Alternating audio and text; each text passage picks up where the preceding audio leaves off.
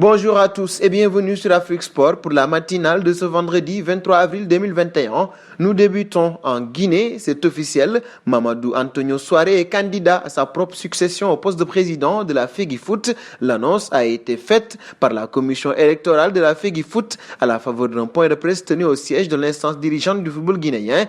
Outre la candidature du président sortant, Mamadou Antonio Soare, celle de l'ancien secrétaire général de la Kaloum, Aboubakar Touré, a également été validée par la commission électorale pour les élections prévues le vendredi 14 mai prochain à Conakry. Un saut en Espagne, Youssouf En-Nesyri vit une saison particulièrement intéressante. Buteur mercredi, l'international marocain a offert la victoire au FC Séville. Il en profite pour battre un record en Liga en inscrivant son 17e but de la saison en Liga face à Levante. Youssouf En-Nesyri a encore marqué les esprits. Il efface des tablettes de la Liga. Son compatriote Youssef El Arabi, le joueur du FC Séville, devient ainsi le Marocain le plus prolifique de l'histoire sur une saison de Liga. Au cours de la saison 2015-2016, Youssef El Arabi avait marqué 16 buts avec Grenade. Youssouf En-Nesyri vient de faire encore plus et a encore l'occasion de creuser l'écart d'ici la fin de la saison. Un saut auprès de Dembaba, l'ancien buteur de Chelsea, ne pourra pas apporter son aide à Istanbul Başakşehir qui lutte pour se maintenir en Super League alors que son contrat avec le champion en titre termine en juin. Dembaba quitte déjà le club turc. Sans donner de détails, le club a annoncé la résiliation de son bail. Dembaba aura marqué 9 buts et délivré 3 passes décisives cette saison en 37 apparitions, dont 25 en tant que titulaire.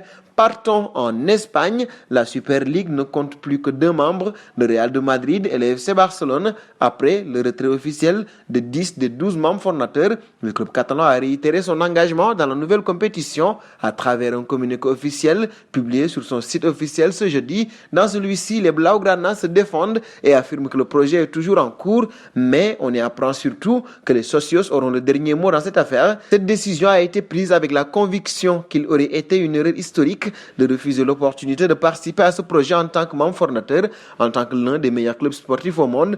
Notre intention sera toujours d'être à l'avant-garde, ce qui est une partie indispensable de l'identité du club et de son esprit sportif, social et institutionnel, peut-on notamment lire sur le communiqué du FC Barcelone. Un mot de mercato avec Mbappé. Il ne jouera pas pour le Real de Madrid la saison prochaine. Florentino Pérez a déclaré au Chiringuito de Jogones que son club ne traversait pas son meilleur moment économique. Ainsi, l'arrivée du Français est impossible à Nostro de Fichajes. Actuellement, l'obsession de Florentino Pérez est de terminer la construction du Santiago Bernabéu. Il détourne toutes les ressources du club vers cette tâche. De son côté, Mbappé devra décider d'accepter l'offre de renouvellement du PSG ou d'attendre 1 an pour porter le maillot madrilène, une décision mal perçue à Paris. Nous terminerons en Italie. À 1 an de la fin de son contrat à la Juventus, Cristiano Ronaldo est dans les plans du PSG et la rumeur évoque son retour dans son ancien club, le Real de Madrid. Andrea Agnelli, le président de la Juventus, a donné un détail important sur la situation de l'emblématique numéro 7. Le président de Bianconeri laisse entendre, à mots couverts, que ce n'est pas le club de Serie A qui souhaite le départ de la star. Il soutient qu'il n'a pas fait d'erreur en recrutant Cristiano Ronaldo à près de 120 millions d'euros. Il assure que si c'était à refaire, il le referait demain. Confiance. Et nous arrivons au terme de cette matinale que nous fermons avec la question du jour.